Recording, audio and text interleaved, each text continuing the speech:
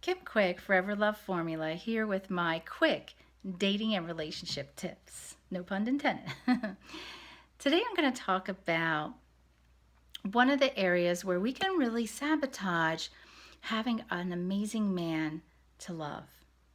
And it's what I call our make man wrong syndrome. And what it looks like is we'll be going out on a date with a man in front of us, and what we'll do is we'll focus on those small things about the man that can kind of get on our nerves, or we find a little nerve wracking, or like for example, he talks too much, and he talks with his mouth full, or he didn't pull out my chair, or he has got those green pants on, and he wore shorts out to a nice restaurant. You get the picture.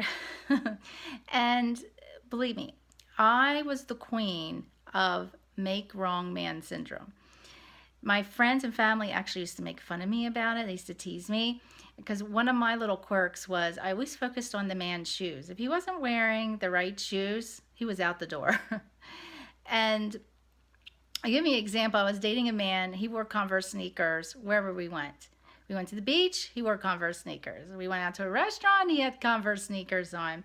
And I was thinking, I'm not going to go out with this guy. All he does is wear Converse sneakers. Like, I was looking at that I thought that told me what this person was really about. And that's not really true. You really, and plus it takes time, to look at the more higher level qualities. Is he generous? Is he kind? Does he treat me right? Is he loyal? Does he want a commitment? Those more high level, what I call those non-negotiable qualities that you want to focus on.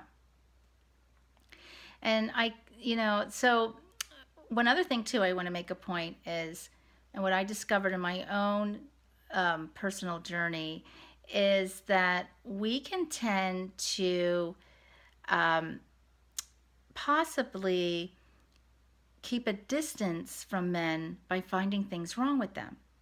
And one thing is, like I noticed for myself, I really, thought I was ready to be in a relationship and I wanted to be married. But when I looked deeper, I was actually afraid to be in a relationship. I was afraid of getting hurt. So there was like this hidden agenda to find things wrong with men, to keep it in distance. It was like this subconscious pattern that I was having. So what I would advise to you is, number one, start to see if this is a pattern for you. It all starts with awareness.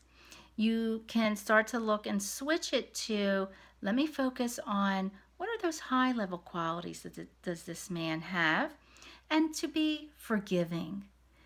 And I'll give you an example. I was actually dating Jim, my fiance, well, like 4 years ago, and it was our second date. And he was actually like, I thought he was like talking a lot. And I thought to myself, I don't know if I want to go out with this guy again because he talks too much. And I caught it because I could hear it. I was like, oh, there I go again. And I switched it to, let me be forgiving, because I knew this was a good guy. I could tell. And I was like, let me be forgiving, because maybe he was nervous. Who knows what's going on.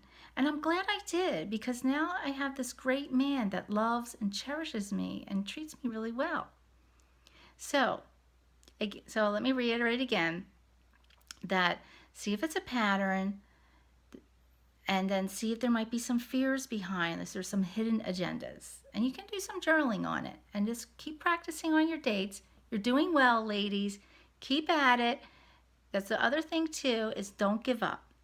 Kim Quick, Forever Love Formula.